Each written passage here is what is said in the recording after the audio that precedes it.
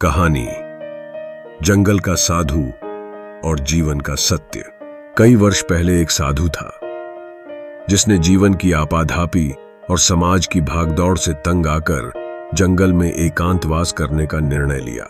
वह साधु जीवन की सच्चाई को समझने के लिए जंगल के शांत वातावरण में ध्यान मग्न हो गया। हर रोज वह सुबह उठता, ध्यान करता और गहन चिंतन में समय बिताता। साधु के लिए यह जंगल ही अब उसका संसार था, जहां उसे शांति और संतोष मिल रहा था। लेकिन उसकी आत्मा अब भी एक अनसुलझे प्रश्न से भरी हुई थी। जीवन का अंतिम सत्य क्या है? एक दिन साधु के ध्यान में एक अद्भुत दृश्य प्रकट हुआ। उसने देखा कि एक बूढ़ा व्यक्ति एक बहुत ही साधारण सी नाव बना रहा है।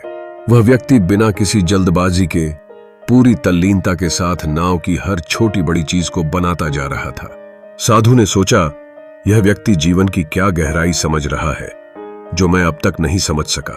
साधु ने उस व्यक्ति से पूछा, तुम कौन हो और इस जंगल में अकेले क्या कर रहे हो?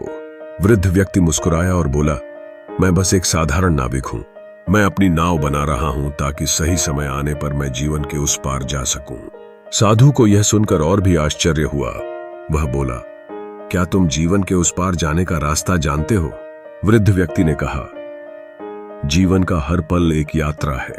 यह यात्रा उस पार जाने की नहीं, बल्कि इस पार के हर अनुभव को जीने की है।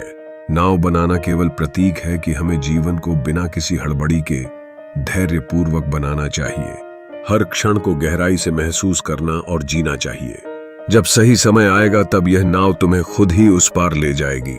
साधु के लिए यह शब्द एक गहरी समझ का द्वार खोल गए। उसने महसूस किया कि जीवन का सत्य किसी एक उत्तर में नहीं, बल्कि अनुभवों के माध्यम से धीरे धीरे खुलता है।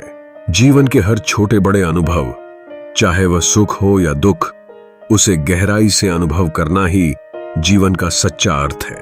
केवल ध्यान में बैठकर सच्चाई को प्राप्त नहीं किया जा सकता, बल्कि उसे जीने में है। वृद्ध व्यक्ति ने साधु को अलविदा कहा और अपनी नाव को पूरी करने में फिर से जुट गया। साधु वापस अपने आश्रम की ओर लौट आया, लेकिन अब उसकी आत्मा हल्की और शांत थी।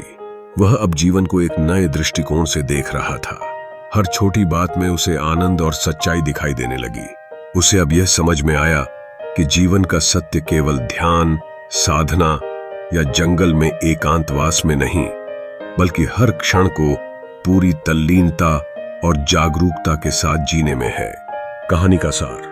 ओशो की इस कहानी का मर्म यही है कि जीवन का उद्देश्य किसी अंतिम सत्य की खोज नहीं, बल्कि हर अनुभव को गहराई से जीना है। जीवन की यात्रा को खुली आंखों से देखना और हर पल को प्रेम, ध्यान और समझ से जीना ही सच्चा ध्यान है।